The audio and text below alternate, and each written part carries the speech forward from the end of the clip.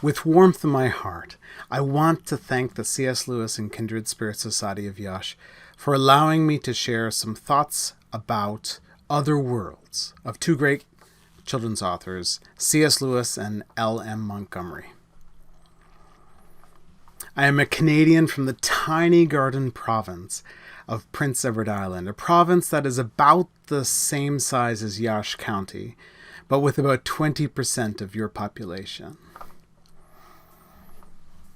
Despite our small size, we are the birthplace of the world-famous children's writer L.M. Montgomery, the author of Anne of Green Gables, which has sold more than 50 million copies and has been translated into 45 languages. Thus, when I hear the phrase kindred spirits in the society's name, I am drawn immediately to the character of Anne, who is always looking for a kindred spirit in her world. Kindred spirits is Anne's famous catchphrase. What I want to do today is set the realistic fiction of L.M. Montgomery next to the fantasy fiction of C.S. Lewis, an author that I presume is more well known in Romania than Montgomery is. I want to ask whether Lewis and Montgomery can be kindred spirits as writers. I grew up in the almost magical land of Prince Edward Island, Canada. We played along the white sands not far from our farm. We hiked the striking red cliffs and the hilly green meadows and rippling fields of golden harvest wheat. In Cavendish, Montgomery's home, we played in the park and we walked in Lover's Lane and the haunted woods, and we had club meetings in the church. Even though this place was my home, it still felt enchanted to me. Our island is beautiful, but the enchantment is more than beauty. This is a place filled with imaginative possibilities. Lucy Maud Montgomery was born 101 years before me, just a few miles north of my farmhouse. As I spread my wings across Prince Edward Island's north shore, I never realized that part of the charm, part of the fairy-like sense of wonder I experienced was because the real-world place of Cavendish was also the other world invented by L.M. Montgomery, the world of Avonlea that is home to Anne of Green Gables. In the early 1900s, Montgomery was inspired by a picture of a red-headed girl and curious about an orphan story where everything turns upside down. The result was the novel Anne of Green Gables. At the beginning of the story, Matthew and Marilla are an elderly brother and sister of Avonlea, Prince Edward Island. They send for a boy from the orphanage to help on the farm. In a providential turn, a wiry, curious, precocious, red-headed Anne is sent to Green Gables instead of a boy. A poor, shivering, lonely orphan, loved by no one in the world, Anne dearly seeks to discover a kindred spirit, someone who shares her wonder and sense of adventure. The vibrant, red-headed orphan of L.M. Montgomery's novel captures the imagination of millions of readers. The many TV and film adaptations only succeed when they can capture Anne's capacity for curiosity, wonder, and fierce hope. Anne is brilliant. She's a wondrous character, and Montgomery's 20 novels are very popular. Beyond being a popular children's writer, however, the connections between Montgomery and Lewis seem thin. C.S. Lewis, 1898 to 1963, and Montgomery, 1874 to 1942, are working in a different generation, so that Lewis's first novel, Out of the Silent Planet, is actually being published at about the same time as Montgomery's last novel. They are of a different gender, and they had a different sense of home. Lewis was born here in Belfast, in Northern Ireland, and lived most of his life in a college town in Oxford, England. Montgomery was born in Little Prince Edward Island, and then moved to rural Ontario when she married a church minister. They came from different economic classes. They had different family expectations. Lewis was encouraged to pursue an academic and literary pathway, but Montgomery, as a woman, was expected simply to marry and be a housewife, and she had to fight to get a little education and time to write. In terms of education, Montgomery had only 1 year of university, and Lewis made his whole life the academy. This gave each author a dramatically different public profile. And sadly, in an age of literary groups, while C.S. Lewis lived and thrived in the midst of Tolkien and the Inklings, Ellen Montgomery had no mentors, no writerly friends, and was almost entirely alone. In terms of their stories, Montgomery and Lewis both have a lively writing style with whimsy and imagination, but their voice is quite different. In Narnia, Lewis's voice is that of the grandfatherly teller of fairy tales, while Montgomery's narrators are more circumspect, looking around. They're more religious. And especially their different genres make us wonder whether Montgomery and Lewis could be kindred spirits. In the Chronicles of Narnia, Lewis is writing fairy tale and fantasy, while Montgomery is writing realistic fiction in Anne of Green Gables, and other books like Emily of New Moon. With all of these differences, and knowing that they never met and they never read one another's work, can Montgomery and Lewis be considered literary friends? I believe there is good reason to consider the two authors in conversation with one another. While Montgomery would have more girl readers than boys, for example, and I'm unusual in that respect, in that I am a boy reader of the Anne series and the other books like The Story Girl and the Emily of New Moon series, the Chronicles of Narnia and the Anne series overlap in audience, as they are both designed to be read by children, but are beautiful books to be read by or reread as adults. For example, Montgomery's Emily of New Moon series is better read as adult fiction, even though it's a coming-of-age tale. It is a beautiful literary fiction for artistic and writerly readers. And in the epigraph to Lion, Witch, and the Wardrobe, Lewis is inviting adult readers, noting that his goddaughter may be a bit too old for fairy tales now that he's finished the book, but someday, he says, you will be old enough to start reading fairy tales again. Now, while Lewis was a medievalist and Montgomery was a romantic writer, they share some literary influences, including John Bunyan, Walter Scott, George MacDonald, Charlotte Bronte, Jane Austen, Wordsworth, Coleridge, Keats, Tennyson, and many of the fairy tales and Arthurian stories. Intriguingly, Montgomery and Lewis both shared this one thing. They both shared the literary goal of being well-known poets. They saw poetry as their primary calling. And in both cases, though they published interesting poetry that resisted modernistic poetic trends in their generation, and though I think both authors are underestimated in terms of their poetic contribution, both Montgomery and Lewis are better read as poetic prose writers, and they're far more successful as storytellers. In terms of literary output, Lewis and Montgomery were both prolific. During her life, Montgomery published 20 novels, 530 short stories, 500 poems, and 30 essays. About 23 books while living, with about posthumous publications, about 40 books all told.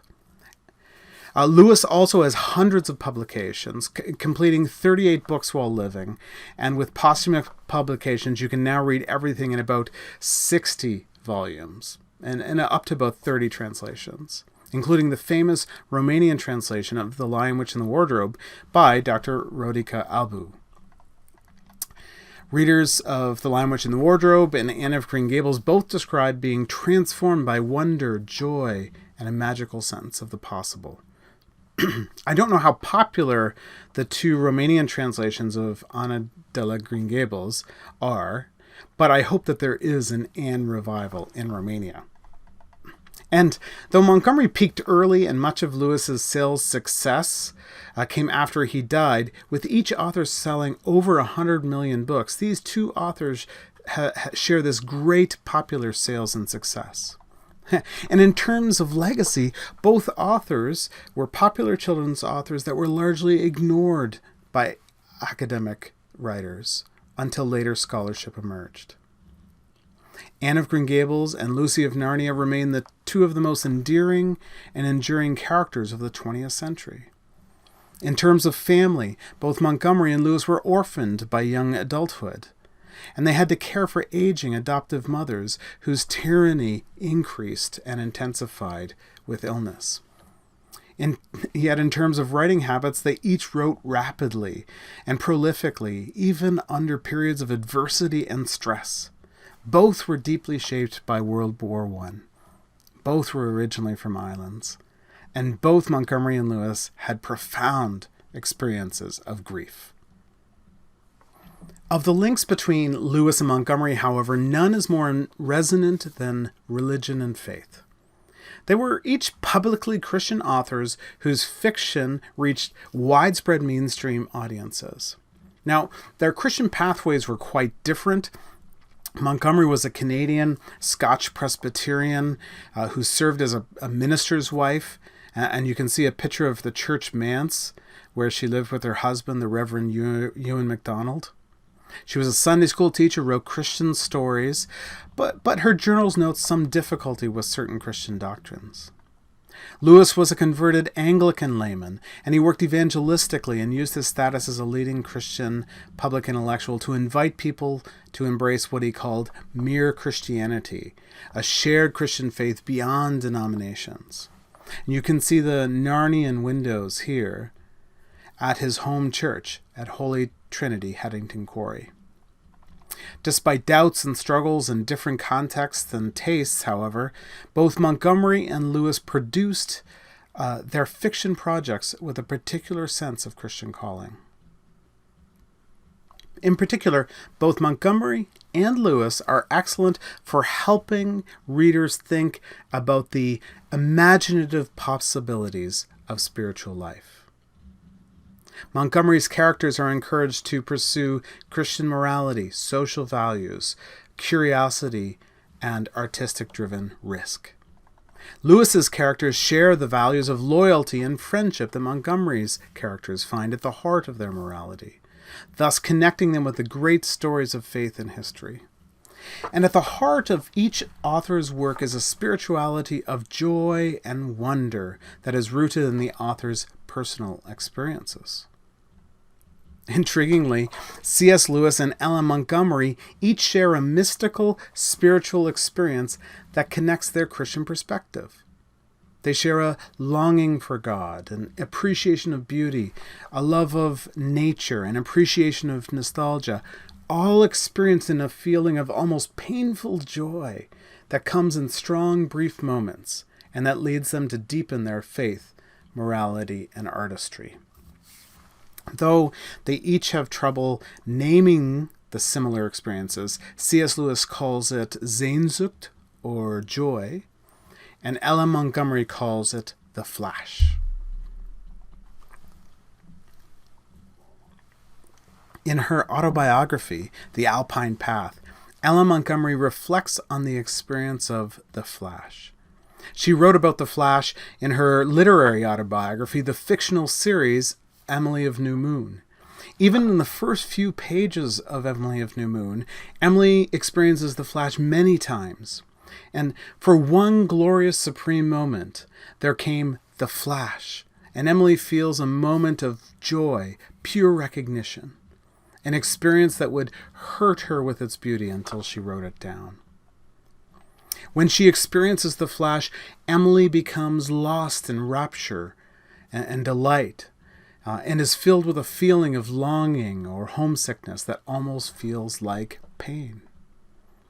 The experience of the flash cannot be summoned or repeated, but is triggered by beauty, writing, feelings of home, reading the Bible, hearing a church hymn, thinking about ancient symbols, or experiences of grief.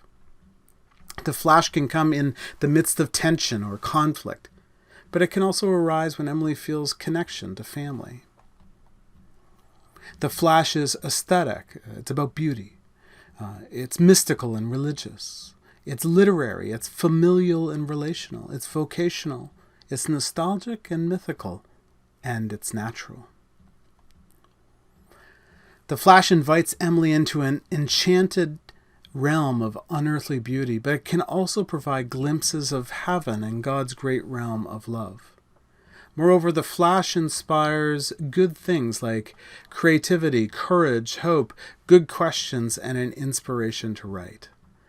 The experience has a lasting effect after the feeling fades away. The Flash was gone, Emily says, but its uplift remained, and Emily would bask in the afterglow of the Flash.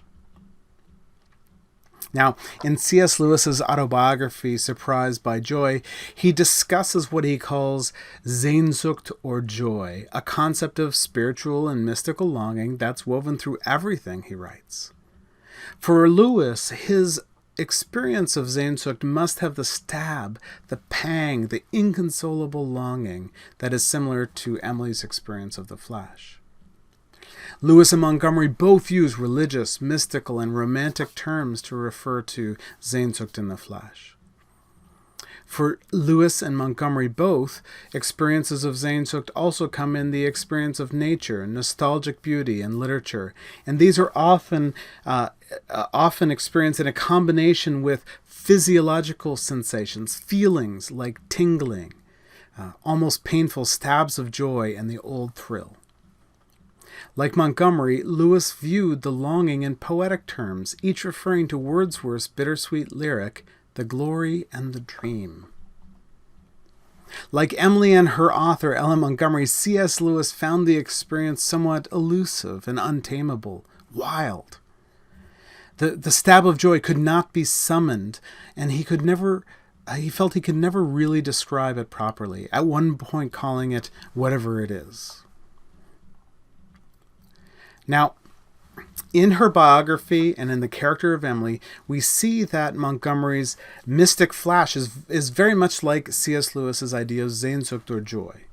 They use much of the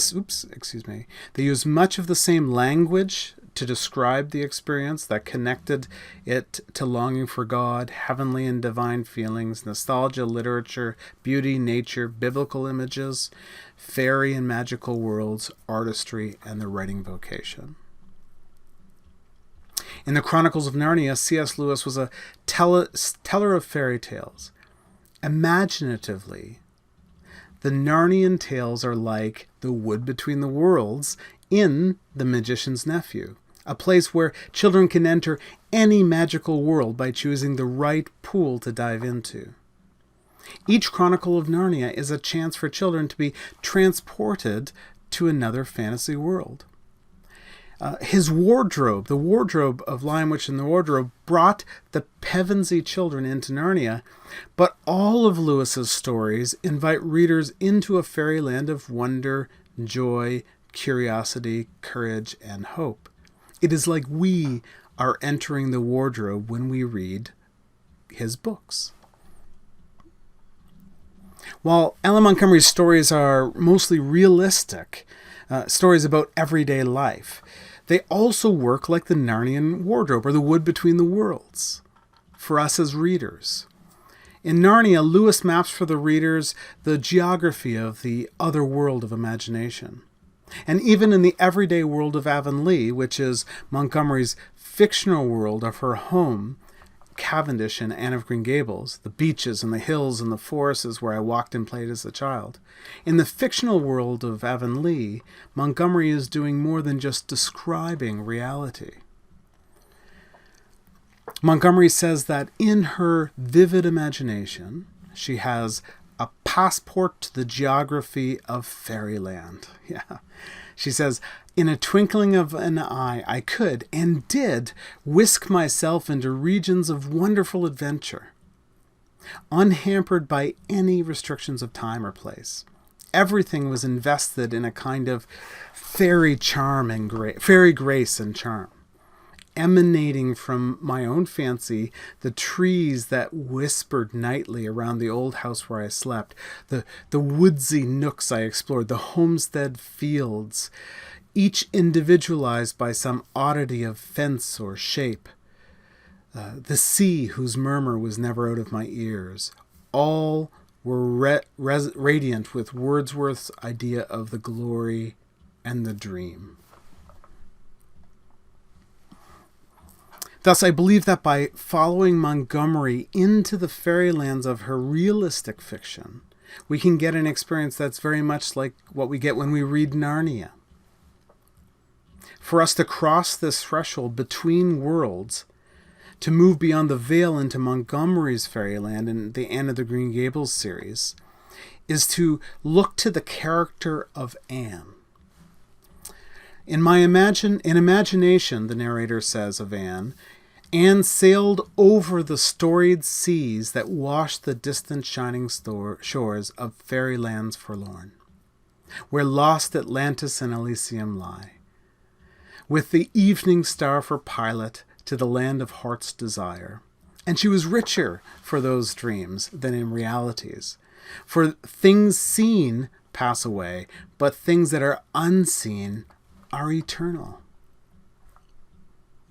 See, Anne herself is the wood between the worlds, the wicket gate into the land of wonder, the port key into imagination, a guide to an embodiment of elfin lands.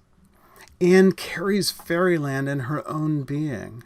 As Professor Elizabeth Epperly has noted, the mixture of magic and fact in Montgomery's fiction is personified in Anne herself. Thus, in following Montgomery into her realistic fiction, the hopeful reader experiences a transformed world by the exercise of imagination. Thus, I believe that Montgomery and Lewis are indeed kindred spirits, despite all the differences of personality and circumstance and genre. In following Montgomery and Lewis in imagination, we sail with these two great children's authors over the storied seas that wash the distant shining shores of Fairylands forlorn, where lost Atlantis and Elysium lie, to the land of heart's desire. And in those imaginative adventures, as readers, we can return to everyday realities with a deeper perspective about the geography of Fairyland, the magical surprises within the everyday world. Thus, the question I leave with us today is the question that we must begin with as readers. In following the kindred imaginations of Lewis and Montgomery into the other worlds of Narnia and Avonlea, what are these great 20th century authors inviting us to believe about the spiritual life? For the principle of Fairyland is also the great principle that Anne lives out. Things seen pass away. Things that are unseen are eternal. In looking at the other worlds of Narnia and Avonlea, the unseen worlds of Narnia and Avonlea, what eternal lessons do we learn for this world? So thank you for this wonderful opportunity to speak with you. Here are some of my own work on this particular topic, and you can find me at apilgriminnarnia.com or by emailing me. Farewell.